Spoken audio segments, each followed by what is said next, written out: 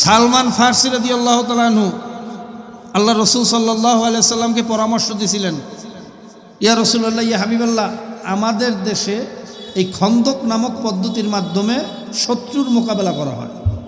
কার দেশে? সবাই বোঝে না কার দেশ?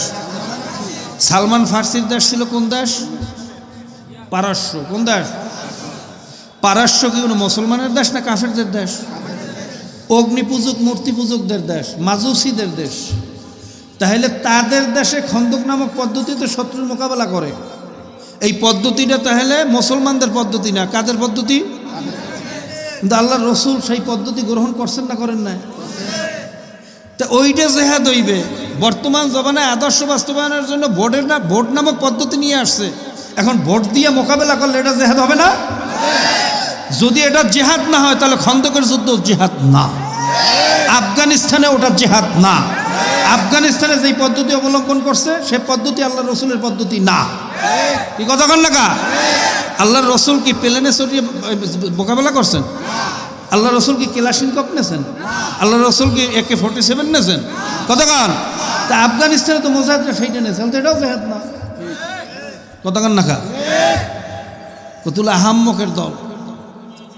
এখন যে কথা বলছি না, দেখবেন কাইলেই তো ফতুয়া শুরু হয়ে গেছে, আমার কাফের বানাই দেবে যে হুজুরে বর্ডারে জেহাদ কইয়ে গেছে। কি কথা ঠিক না? আমাকে কাফের ফতুয়া দেওয়ার আগে হাফিজ হুজুর রহমাতুল্লাহ আলাইকে কাফের ফতুয়া দিয়ে আসো। আমাকে ফতুয়া দেওয়ার আগে আমিন সাহেব রহমাতুল্লাহ আলাইকে কাফের ফতুয়া দাও, তকি ওসমানী দামাত বারকাতুহুমকে কাফের ফতুয়া দাও, এরপর আমার কাছে আসো। তার আগে আসতে চামড়া তুলিয়ে ফেলা হবে। দালালের গোষ্ঠী, দালালের গোষ্ঠী, এই দালালদের কারণে ইসলাম হয় না। কি কথা ঠিক না ভাই? ঠিক। আল্লাহ পাক রব্বুল আলামিন এই দালালদের থেকে আমাদেরকে হেফাজত করুন।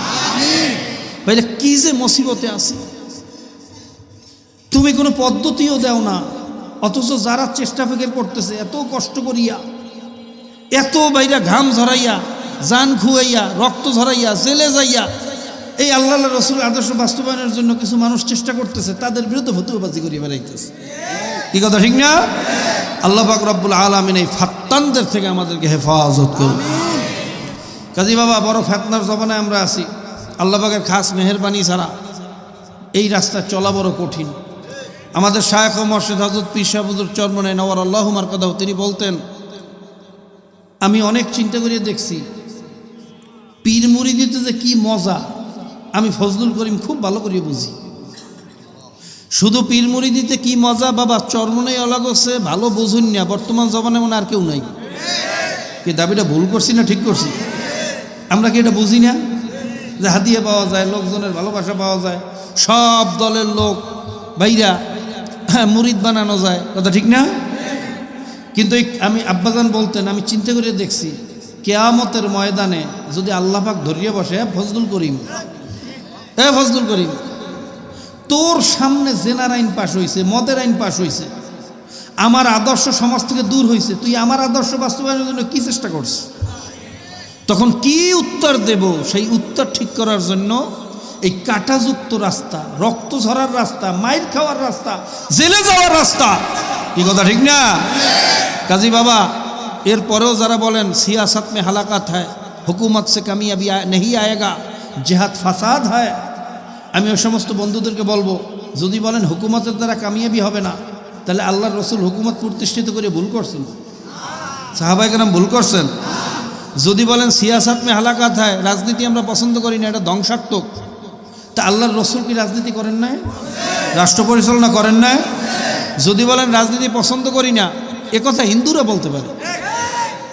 কারণ হিন্দুদের যে ধর্মীয় নেতা রাধাকৃষ্ণ, সে শুধু ধর্মের নেতা ছিল, রাষ্ট্রের নেতা, রাষ্ট্রের কোনো দর্শন বাইরে। শিখদের নেতা গুরু নানক, সে শুধু ধর্মের নেতা ছিল কিন্তু রাষ্ট্রের নেতা জোরে গান।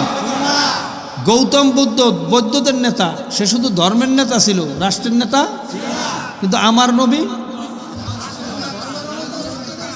ধর্মেরও নেতা, ধর্মেরও নেতা।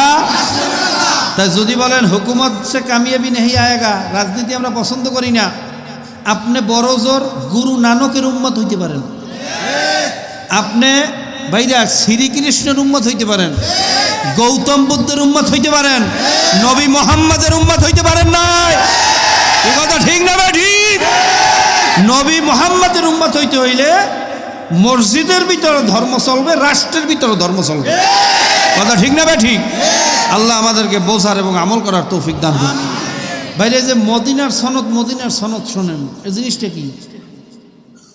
এটা কি এমন কোনো হাল্লুয়া যে খাইলে পেটের ওষুধ ভালো হয়? এটা কি এমন কোনো তেল যে মাথায় দিলে ঠান্ডা মাথা ঘুম ভালো হয়, তাবিজ বানিয়ে গলায় দিতে হয়? মদিনার সনদটা কি?